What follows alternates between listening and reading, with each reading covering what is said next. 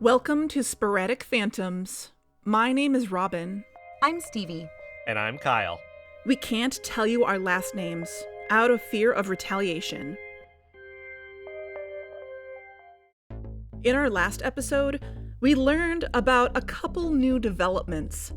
For one, I started taking weekly BU Now sessions. And it turns out Jess completed BU Now and became a full member of the sharing. She's now working as Elizabeth's assistant. It's so exciting when someone starts working towards becoming a member. You're gonna love this. My sister Nicole asked me to chaperone Maddy's youth leadership camp field trip. I didn't really want to do it. I mean, I guess not that much has changed since we were little. She was being my bossy older sister as usual, though I still don't know why she's so super into the sharing. So can you just do this for me? You would literally be saving my life. There was also a kind of gala event at the sharing, where they invited different environmental groups to speak. We're all here today to introduce a number of initiatives that will get our teens involved in sustainability, climate justice, and prepare our youth for a better tomorrow. And then something bizarre happened. During the speeches, the stage microphone was snatched away by a wild hawk, and all internet connection in the area suddenly went down. Hey, Turtle Fam! I'm so... Whoa. My internet's not working on my phone. Me neither. Ugh. I'm not so sure that was a wild hawk, but I followed it right into the community center, and it led me to the entrance to the basement where I heard this. It all but confirmed my suspicions. Matcom is definitely manipulating the sharing and using it as a front for their illegal animal trafficking operation. We don't know that. And then something horrible happened. Nicole got into a serious car accident.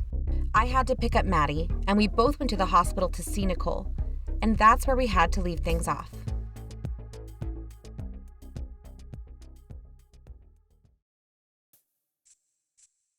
So they said she was trying to avoid hitting a deer that was crossing the road. And well, I guess she did, but her SUV was totaled. They found it in a ditch along the route back to her house. So I picked up Maddy and we went to the emergency room, and there was Nicole. Her face was bruised up with one eye totally swollen shut, and her right arm was wrapped in bandages. What I thought Maddy might have said over the phone? It was true.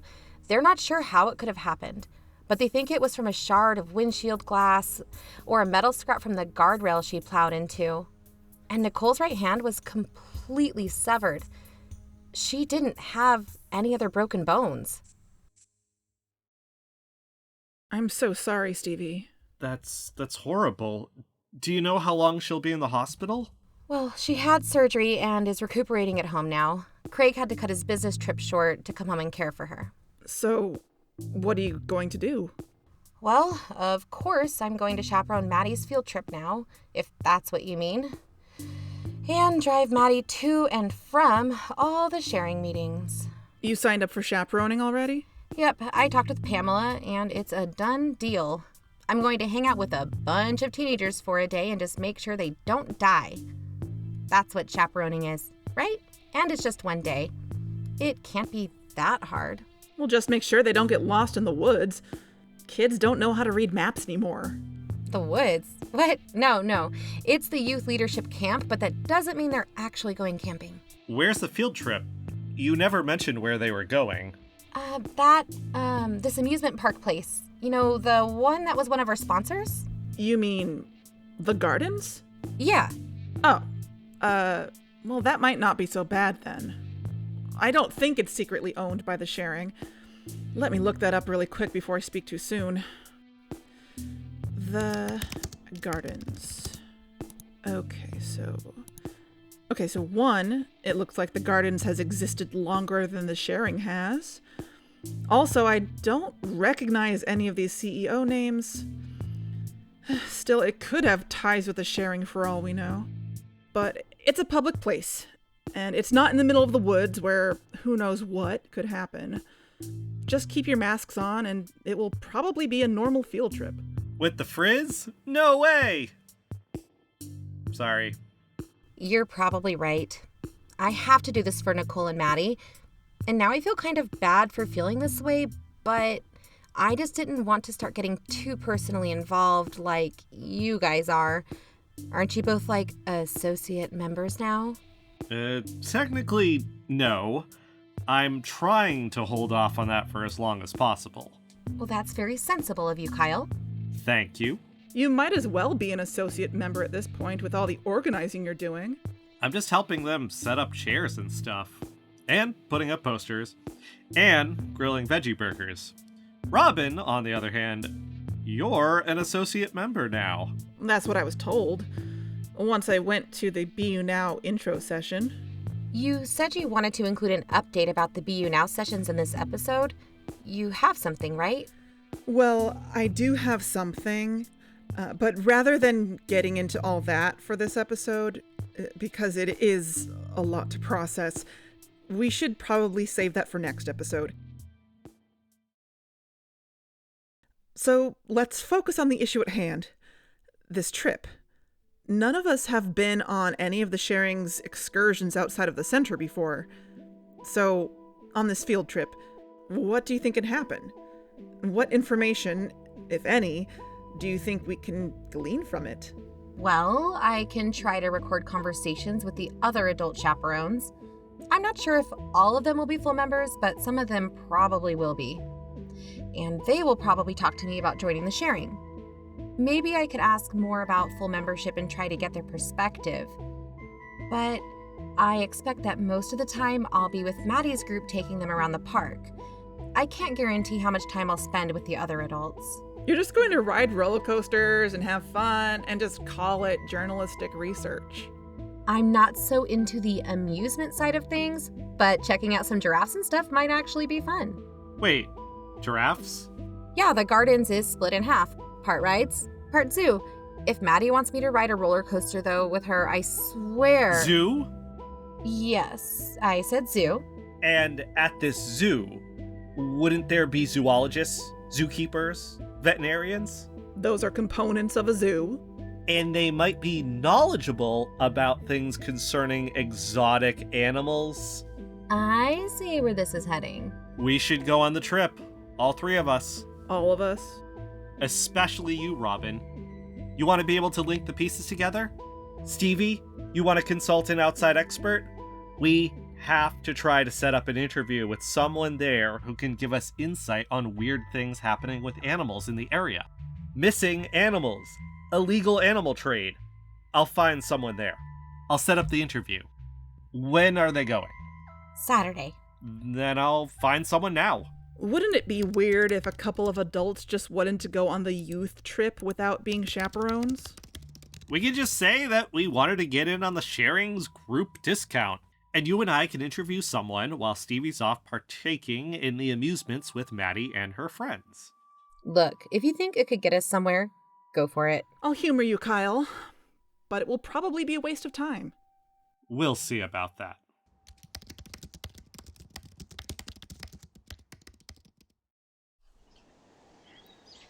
On Saturday morning, I picked up Maddy. I could tell she was still sad about her mom's injury, but she still wanted to go on the field trip. I think it was a distraction for her. I told myself that being there for her was important. There was probably nothing to worry about. I didn't think I was getting into any serious commitment. When we got to the community center, we checked in with Pamela. The lawn was full of teenagers talking too loudly for how early in the morning it was.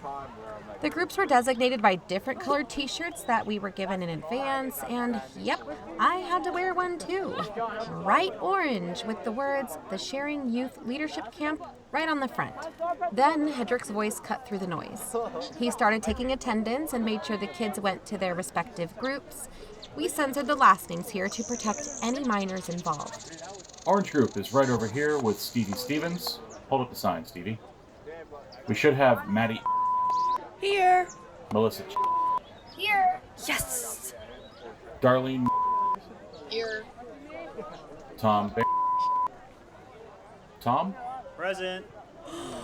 Oh my god. He's coming over to our group. What is it, girls? Nothing. Does someone have a crush? Stop being embarrassing. Tom made his way over to us, and we were all accounted for. Just 4 kids. It shouldn't be too difficult to handle. They were all old enough to go off by themselves on a field trip, in my opinion. Especially the older boy, who must have been like 16 or 17. But with an older boy in the group, and it being the sharing, it was good that I was supervising them anyway. Then, flashbacks to middle school, the coach bus made its way around the circular driveway and everyone boarded the bus. They did a head count and we headed out.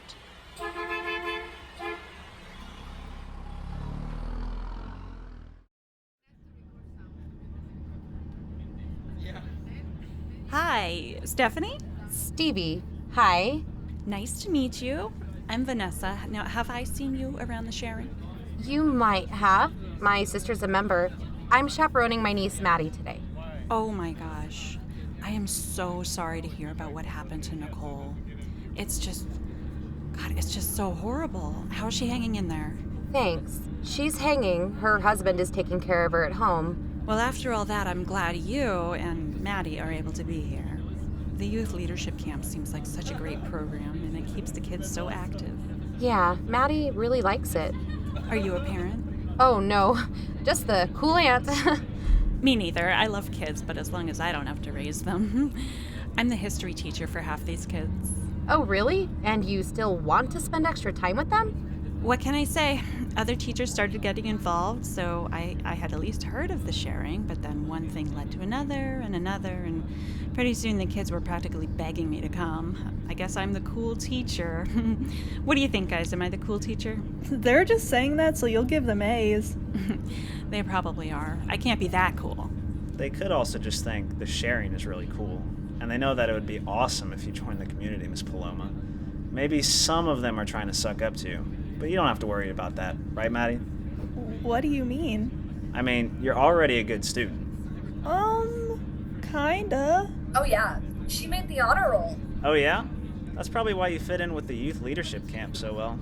People like us, we don't have to try as hard as the other kids. Not to put the other kids down who have to try harder, but I mean, there are some people who are just destined for bigger things. Doesn't it mean she's just a nerd? Why does it matter to you, Darlene? I didn't say it mattered to me. I just don't think sticking your nose in a book makes you a leader.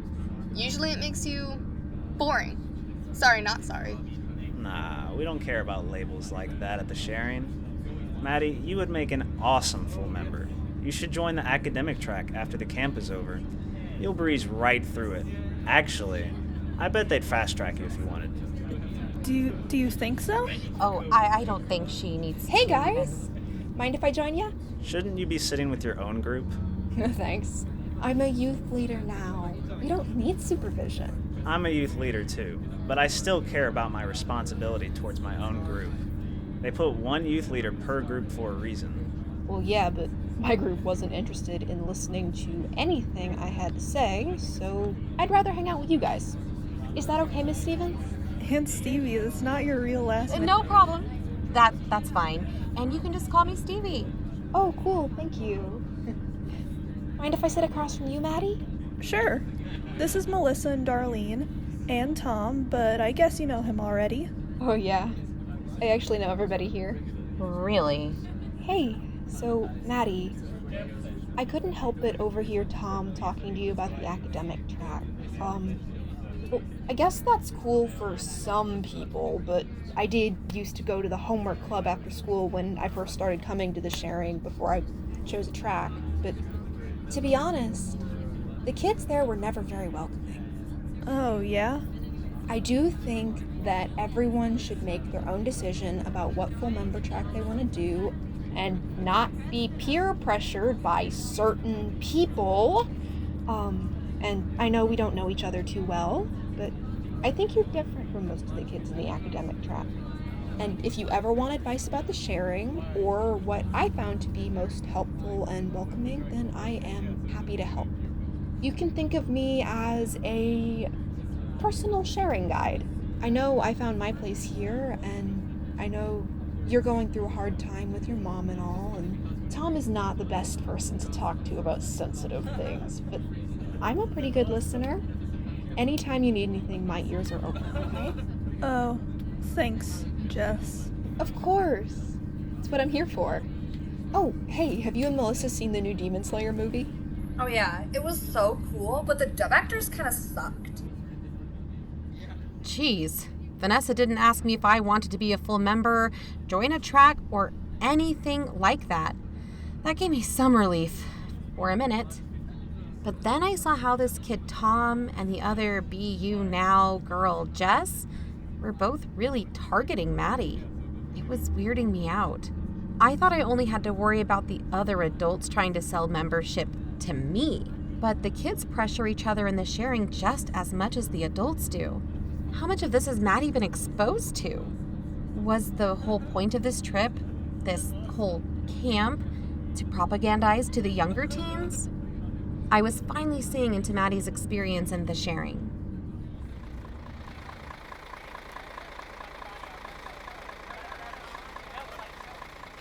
We made it to the gardens. We were given our tickets, went through the temperature check line, and then through the group entrance. I felt a little of that old excitement of the prospect of walking through the different themed sections of the park. Old West, Dinosaur Adventure, Spaceland, Safari World, you know. I guess I liked being in the little artificial worlds. And this place was expansive, with a river running through it, separating the ride section from the zoo section. When we got in and separated from the other groups, Maddy perked up a bit. I tried to put on my responsible adult hat. Okay, everyone, which way do you want to go first? Roller coasters! We have to get there early before the line gets too long. Then let's hurry up already. Oh yeah, let's go. Sound good to you, Tom? Whatever. And Stevie, you are definitely riding Z-Space 2000 with us. Oh, geez. I already feel sick just thinking about it. A few days before the field trip, I was able to secure an interview with someone who worked at the gardens for Saturday. I couldn't believe our luck when I learned a little more about the person who agreed to speak with us. Very promising. Kyle and I drove to the gardens on Saturday morning, and we met up with the sharing there. The gardens was only selling tickets in advance, and the sharing had our tickets. If we had just wanted to do the interview and leave, then we wouldn't need to buy tickets at all, but we wanted to be able to check in with Stevie if necessary. We grabbed a map and made our way through the park to the zoo section. Our interviewee had said that after the big cats get their meds, aka medicines, she could make some time for a quick interview. Near the back of the otter enclosure was a door that was camouflaged with a fake rock surface. It led into what looked like the main building, which connected to many of the animal exhibits from the back. We waited by the door for a few minutes. She's not going to take us seriously. I have a lead. I'm following it. Don't give up on this interview before it's even started. Then, from down the zoo path, walking with purpose towards us, was a woman in her early 40s or so, wearing a green polo shirt with "The Gardens" embroidered on the lapel. Are you Sporadic Phantoms? That's us! Nice to meet you. I'm Dr. Michelle Green. Elbow bumps? Kyle. Robin. Sorry I'm a few minutes behind. I had to shove a pill down a lion's throat and he was not cooperating. Please, let's go inside.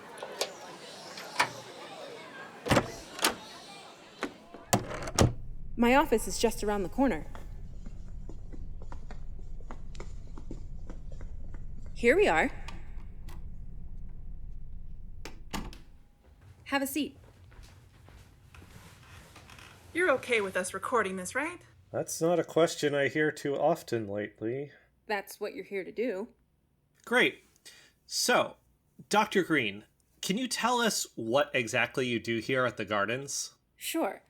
I'm the chief veterinarian on staff, and I'm in charge of the zoological health program that oversees care for all of the animals here. So, you specialize in the kind of animals you'd see here at the gardens, like exotic animals. My background is in the big cats, large African, Asian, and Australian mammals, but I'm the main vet for all of the animals here. Big cats, Robin.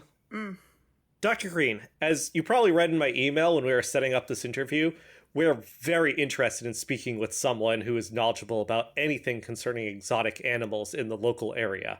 Do zoo vets normally keep up with what's happening outside of the zoo? Of course. You have to understand, the only other person who comes close to what I do would be my husband, Walter, who runs the Green Wildlife Rehabilitation Clinic. But he specializes in wildlife indigenous to the U.S., so I'm in a very rare position. If there's any activity having to do with exotic animals in Santa Barbara County, or even throughout the state, I'm the one they call to take care of things.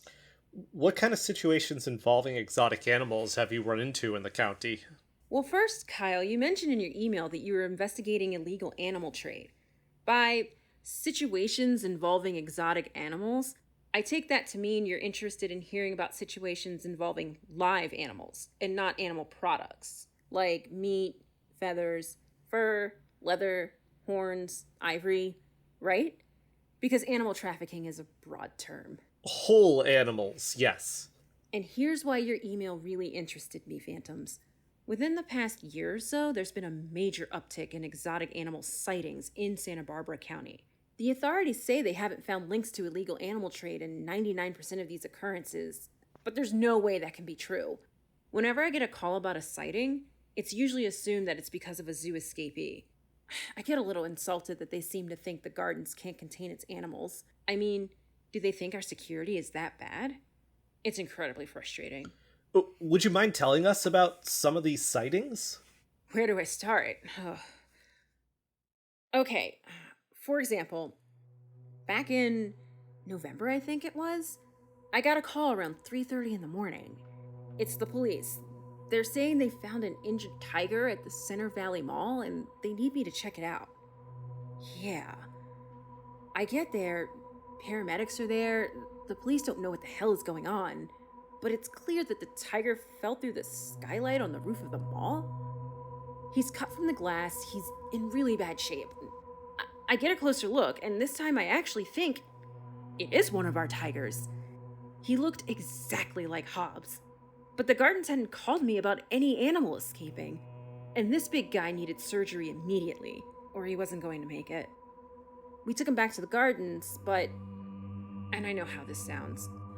I get to the operating room, and he's gone. I'm freaking out and demanding my poor staff to tell me where he went. I finally get to the tiger enclosure itself, and Hobbs is in there. And he's totally uninjured. There's no sign of escape. Nothing. I started to think maybe it was that it was so early in the morning and I hadn't had a cup of coffee throughout the entire ordeal, so I wasn't fully awake enough to understand the situation. But then I realized the injured tiger wasn't Hobbs at all. I must have been so tired that I just thought they looked alike. Still, the injured tiger was gone. Gone. After that, the police did nothing. The tiger was back. The tiger was fine. Didn't I say that it escaped from the gardens? But no, it must have been a trafficked animal. And whatever network or operation is going on in Santa Barbara County, they have a damn good cover-up. A cover-up? Dr. Green, I think we have something to show you. What is it? Can you identify this sound?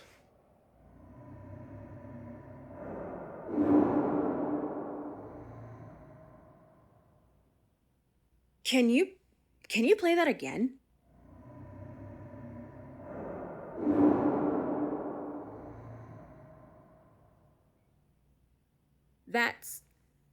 It's muffled, but it sounds like a tiger to me. Aggressive. Defensive. Where did you hear this? Dr. Green, are you sure that's what that is? I hear tigers every day, my dear. I recorded this from inside of a new community center across town, belonging to an organization called The Sharing. The Sharing? Have you heard of it? It sounds very familiar. Oh wait, I think my daughter Cassandra has mentioned it before, but she didn't seem to be into it. But you're saying that recording was taken from inside their building? Through the door that leads to their basement. Dr. Green, would you be able to come with us to check it out? Hold on. Before I would go anywhere near it, we would need to have the authorities check it out. If this is real, then it's serious. Okay, but we need to remain anonymous. Why? It's definitely possible, but won't your podcast be involved? Because we're also involved with the sharing. She's an associate member, actually. Wait, you're with the sharing? We came with them today as part of their youth leadership camp, but we aren't with them. They don't know it, but we're actually investigating them. And we don't use our last names in our podcast, so it's impossible for them to tell who we are. Right, of course. We do know that they are very possibly a cult. We don't have any proof if it's a cult. A cult? Huh. No wonder Cassie wasn't interested in them. And youth leadership camp, well, frankly, I think she's too independent for that, even if it wasn't a cult. She already takes on so many responsibilities, she doesn't need to go for that kind of thing. I can't imagine she would need it. And now that some of their members are probably involved in the illegal pet trade. Pet trade? Absolutely. But, Dr. Green, this is not about pets, we don't think.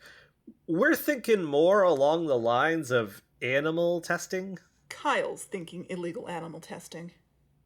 Why would you think that? Kyle, don't say it. We have reason to believe that a weapons development company is using the sharing as a cover-up for an underground laboratory that tests weapons that target endangered species. To do what? To eliminate them. Kill them. Yes. And this is for profit, I assume? Yes. But you say that you see no signs of the trafficking of animal products. That's not their MO. There's a whole backstory that you're missing out here. That would take a very long time for us to get into, and we don't want to waste your valuable time. Okay, Kyle, let me get this straight. You say that they're killing animals for profit. Not just any animals, but exotic animals. Like this live tiger which you have recorded. Phantoms, when animals are killed for profit, it's because their body parts are then sold. If there is some circumstance in which an exotic animal is killed for some reason that allows the company to profit without selling body parts, that's a bonus for them. But if criminals are looking to profit by killing tigers, elephants, gorillas, wolves, birds, whatever, they absolutely would sell the animal products. The illegal animal product trade is worth billions of dollars. Look, 98% of animal testing is done on mice and rats. There's no reason exotic animals would be necessary for it. And a tiger in a basement? Let me tell you, if someone is interested in killing a tiger for profit, by the time it's smuggled into the United States, it's already in pieces. There's just no way I can conclude that the issue is animal testing. I'm sorry to burst your bubble. But the illegal pet trade is still very serious. You can absolutely file an anonymous report about it. Here, let me write down some organizations for you. U.S. Fish and Wildlife Service, the National Whistleblower Center, Traffic.org. Any of these should be able to take your recording as evidence. Thank you, but I still don't understand how this could be about pets. And I don't understand how it could be anything else. Listen, I'm glad we got to speak today. I hope you're able to open a case. And if they find any exotic animals in the building, I'll more than likely be there. I have to say, this whole thing is just bizarre. I'll have to tell Walter and Cassie. They will be interested to hear about what the splendid phantoms are finding. Thank you, Dr. Green. But it's sporadic phantoms. Oh, my apologies. Sometimes I can't keep names like that straight. Thank you so much for your time, Dr. Green. Let me show you out the way you came. Robin, it's a tiger in the basement. Kyle, what does that have to do with anything? We can make an anonymous report, but you heard Dr. Green. There's no way that that connects with any conspiracy theory you've been concocting this whole time. Nothing to do with military weapons or logging or cult indoctrination, none of it. We just found out that there's someone who knows there's an underground network of animal traffickers here. Whether literally underground or metaphorically, that's absolutely relevant to the investigation. It changes everything. It does change things, you're right. But it's not connected to everything. If anything, it's something else running parallel. Not everything needs to be part of one vast New World Order scheme. I'm gonna go find a Dippin' Dots stand. Fine. I need some time to think. We went our own ways. I went to stare at the giraffes and tried to piece together this new information. In a way, I could see what Robin was saying, it being part of an illegal pet trade network, while of course showing I was correct about animal trafficking, and proving that BU now had nothing to do with illegal activity through somewhat of a wrench in the works. How could I think in this place? There were parents with screaming children everywhere. Where was a place where kids wouldn't go in this park? Was there an adult section? I walked away from the main exhibits. Beautiful creatures not meant for these small confines. And then I came across a building with indoor exhibits. There seemed to be almost no light coming from inside. This was the Nocturnal House, aka the Nocturama, where nocturnal animals were kept. That sounded promising.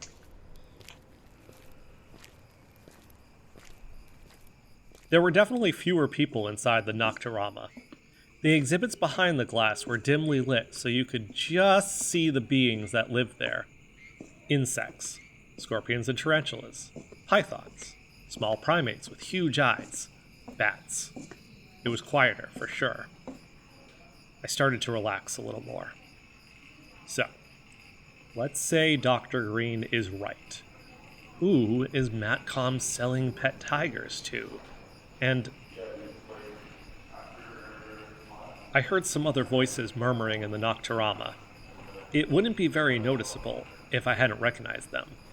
I looked around the corner. It was Hedrick Chapman, and that boy, Tom. No big deal there either. But then I started to hear what they were actually saying. Can we take her tonight? I don't know. She did this on purpose, sending her lackey with the group. A distraction. I don't answer to Corinne, Elizabeth. She isn't even working with her. And Elizabeth's already on very thin ice with him. He wants it done tonight. That's all I care about. And that's the whole point of all this. Then I have to get between them. Do it. Let's not waste Mr. Stinton's precious time. But if the lackey piques her interest? I've interacted with her more than anyone else here. She wouldn't go for Elizabeth's old shtick. Still, if Maddy follows Jess and not us. Not an option. He was in a pissy mood yesterday. Let's not get on his bad side. Then I'll take care of it. In fact, I think I know a way to get her to come to us. It's almost too easy. It will happen tonight. Good.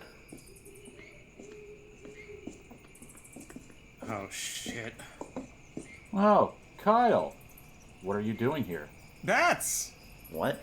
Just looking at these bats. Did you know that bats make up 1/4 of the world's mammals? Not a lot of people know that. Some fruits, like mangoes and bananas, actually depend on these fruit bats here for pollination. A lot of people... Fascinating. See you around, Kyle.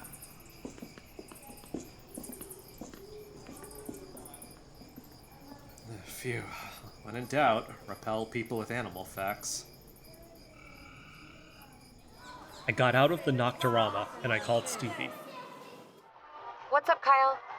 I just heard something that you need to know. Can we meet at the park entrance?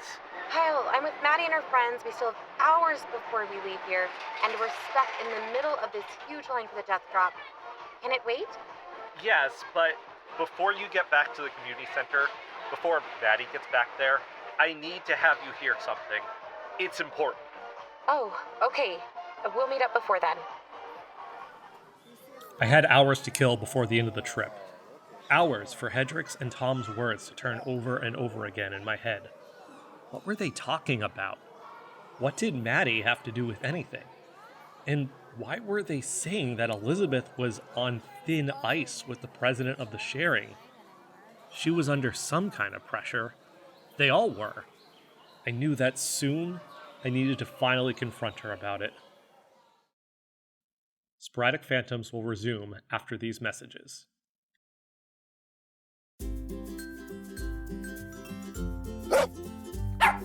Dogs! Who doesn't love dogs? Big dogs, small dogs, puppies, senior dogs, fluffy dogs, short-haired dogs, metallic dogs. Your dog is truly a member of your family. And when you're away, you want your best pal to be safe and well taken care of. Hi, I'm Mr. King, owner of King's Doggy Daycare. My family and I have been in the doggy business for a long time. I mean a really long time. We come from a long line of dog lovers. Throughout the ravages of time, we've taken care of dozens, if not millions, of dogs. At King's Doggy Daycare, your doggy friend will play in over 5,000 square feet of simulated outdoor doggy paradise. Frolic with us in a totally cage-free environment. Receive constant interaction and supervision by our team of expert, lifelong dog lovers. Get lots of socialization and group play. Enjoy regular walks and hikes. They'll have a super fun time with us and be honored and revered as the last remaining vestiges of our creators. Overnight boarding, house visits, grooming, and nonviolent obedience training are also available. Oh, and did you know that we're the only 100% absolutely free of charge doggy daycare facility? It's true. We just love dogs that much. We're open 24 hours a day, 7 days a week, because we don't require sleep. So, if you're looking for peace of mind while you're at work or on vacation, know that your pup will be in good hands with us. King's Doggy Daycare. Give us a call now at 1-800-6. Through thick and through thin, we train all dogs like they're kin. Through peace and through wars, from wiener dogs to Labradors. Through all of time, we owe our lives to canines. From now until the very end, we'll always be right there for humans' best friend.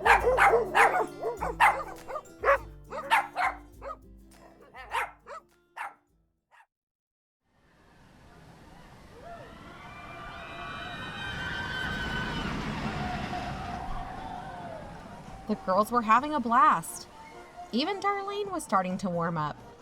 Tom was actually being a perfectly polite gentleman. I had been a little worried about him, but I guess I was being paranoid. We had run into a couple of the other groups in the park, and we also ran into Hedrick. He had asked Tom to go off with him for a little bit to discuss youth leader stuff, I assume. I had forgotten that going to an amusement park mostly involved standing in ridiculously long lines in the hot sun. Standing in the endless snaking line for the death drop was when I got that phone call from Kyle. It put me on edge. I couldn't take these kids out of the line that we had already been standing in for an hour. But as long as I stuck by Maddy while we were at the gardens, whatever Kyle needed to tell me could wait until we got back to the community center. Tom really wasn't missing anything by going off for a while. He joined us right back in the same line we were standing in when he had left us with Hedrick. Hey, you can't gut the line. That's not cool, dude. I'm with these ladies. Hi, Tom. Welcome back. Everything good with Mr. Chapman? Yep. Youth leaders have lots of responsibilities. Mr. Chapman was just preparing me for some full member activities going on later today. Hey, Tom. I'm so glad you're back. Oh, hey, Darlene. I am so scared of the death drop. I don't think I can go on it without you. You'll be fine. Me, on the other hand, I'm starting to get nervous about it. That's a huge fall. But Maddy keeps her cool on all these rides. I'd want to sit next to her, to be honest. She's already gonna go sit between Melissa and Jess. Right, Maddy? Well... Why not change it up? You know, you seem a little nervous in general, Tom. You sure it's only about this ride? Shouldn't you check on your own group? They're probably wondering why their so-called youth leader abandoned them. Maddy, it's been really cool getting to know you better on this trip. It's cool getting to know you too, Tom. I've noticed you at the sharing, and I thought, she must be a pretty cool girl. But I didn't realize how awesome of a person you were. We should hang out more. Yeah. That would be really cool. But first, let me try to absorb some of your cool, so I can handle the death drop. I saw Tom reach towards Maddy's hand and give it a squeeze, and he winked at her. This boy. He turned to look back at Jess and gave her a big smile from under his mask.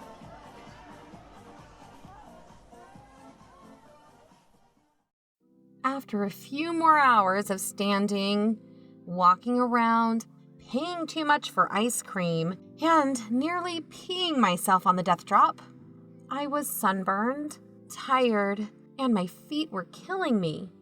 At least it was time to go back on the bus. We got back to the community center, and the sun had just set. Some parents were already in the parking lot to pick up their kids. But some of the kids had parents who were full members, so they started gathering those kids to wait in the dining hall until their parents got out of the full members' evening meeting. Melissa's parents, being the Chapmans, obviously had to go to the meeting. But instead of coming with us to the dining hall, she was picked up by her friend's mom. Hey, Melissa, Rachel's waiting for you. Bye, guys. I could see Maddy's mood starting to change.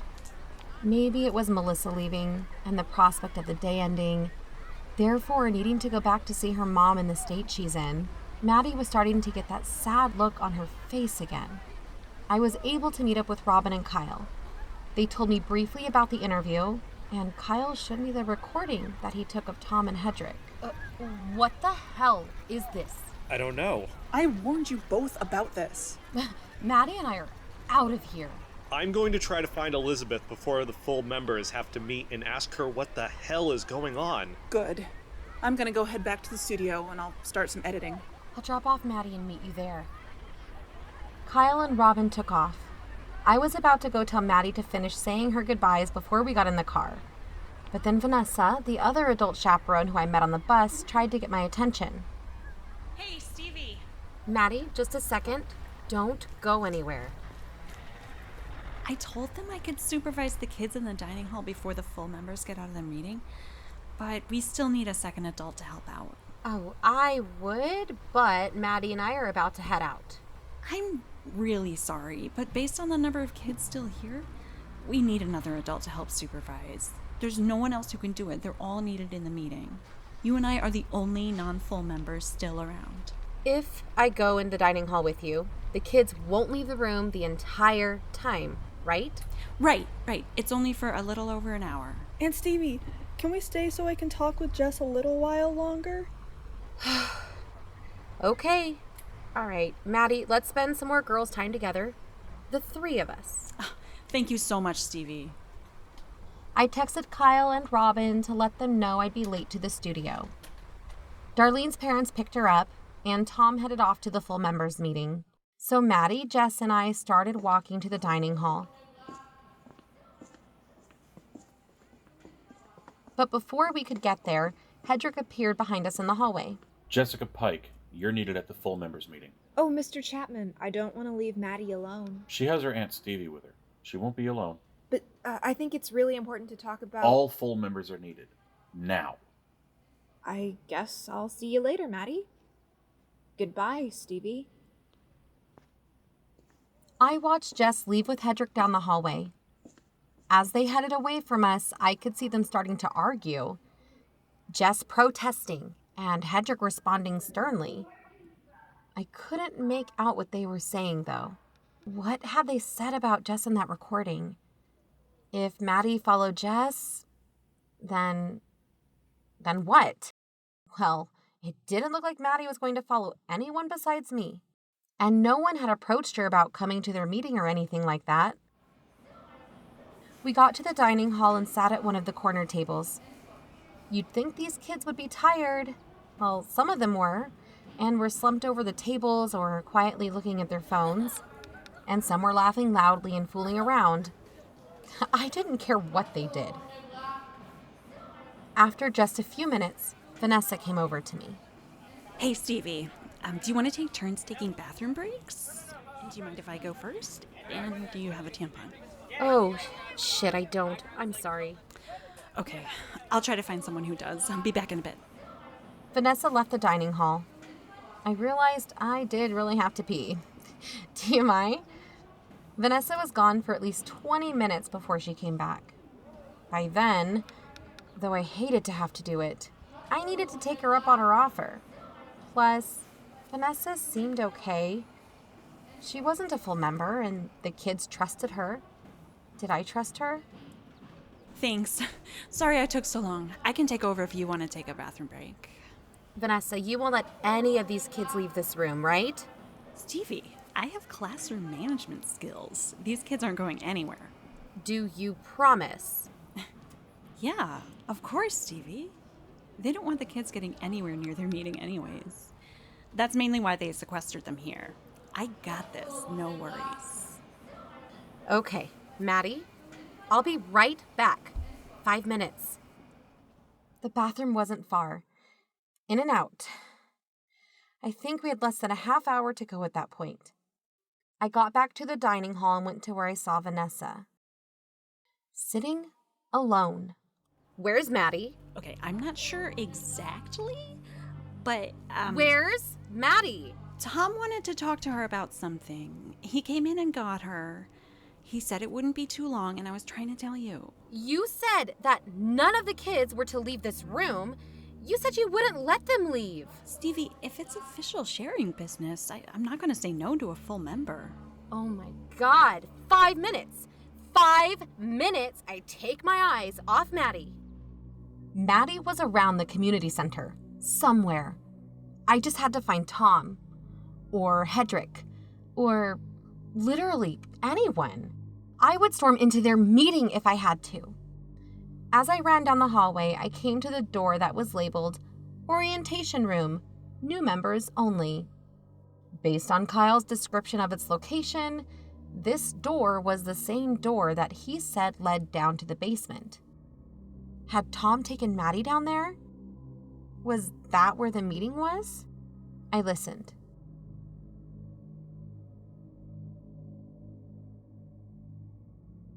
But more on the door later. As it turned out, he hadn't taken her down there. Because after just a moment, Maddy and Tom appeared from around the corner, walking in my direction. Maddy, thank God! Why did you leave the dining hall? Sorry, Aunt Stevie. Tom said he wanted to hang out with me and talk away from the other people. I told you not to leave. Stevie, shouldn't you be supervising the other kids? Miss Paloma can handle it. Maddy, we're leaving right now. We were just talking. I'm a full member. Of course Maddy can come and chat about membership stuff with me if she wants. No, Tom. I'm her aunt, and you're crossing a line. Get back to your meeting. Wow. What's your problem? Maddy, let's go. I could have sworn I saw a scared look in Tom's eyes. Ha! Little asshole. He turned back and jogged down the hallway. I'm really sorry, Aunt Stevie. Did he make you go with him? No, he didn't make me. He got out of his meeting early and he said he liked me and wanted to hang out and show me something cool. Oh my God. Let's just get you home, please. I got back to the studio around 10 p.m. Kyle and Robin were both still there. Stevie, everything okay? Everything's okay with me and Maddy. I just dropped her off at her house. So were they actually planning anything having to do with Maddy at all? Tom was planning something, all right. Maddy went off with him when I wasn't looking. Yeah, I know. I'm kicking myself about that. I was at that basement door when they eventually ran into me, though. Whoa. Was he trying to take her down there? I'm not sure. It wouldn't make sense to take her there. Kyle, animals might be held down there, but for all we know, they use their basement for more than that. There is more. Hold on. I got my own recording of what's down in their basement. Are you going to play it? Just a minute. I put it in the Google Drive. Isn't it still on your phone? I always free up space on my phone once I add files to our shared drive. Here it is. Today's folder. Where's the file? No, I absolutely saved it to this folder. I saw it go in there. Maybe it's in the main folder. Or not. I'll search for the file name. It's not here. It's okay. Not a huge loss. We already have my sound file of what's in their basement. No, what I heard wasn't like what you recorded, Kyle. What was it? It was owls, wasn't it? You guys, it was screams. No, the sharing isn't hurting anyone. That can't be right. I swear, human screams. But the recording isn't here at all. Wait, look under activity. There was a file that was deleted at 9:34 p.m. Is that the right file name? Oh my god, yes. If I accidentally did that, it's just in the trash folder then. No, Stevie. What? It says it was also removed from the trash a minute later. What? Are you saying it was deleted, intentionally? Yes. By sporadicphantoms@gmail.com. How? Kyle, did you? Did I what? Never mind. Did I what? Look, I'm not trying to say that you wouldn't care if people were in trouble. I would never say that. But we all know that there's someone in the sharing that you might want to defend. Don't even go there. I'm getting really sick of you thinking Elizabeth is some kind of evil cult leader. I talked with her tonight before her meeting. You have no idea what kind of pressure she's under and what she's really trying to do. All I was trying to say was that Stevie could have mistaken animal screams for human ones. I really hope you wouldn't ever think I'd intentionally delete any of your recordings without your knowledge. Forget it. The file is gone. The bottom line is someone deleted it, and it wasn't an accident.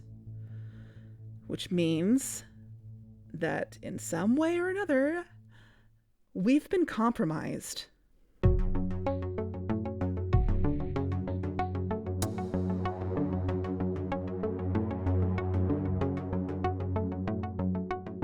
That concludes Sporadic Phantoms Episode 5, The Excursion.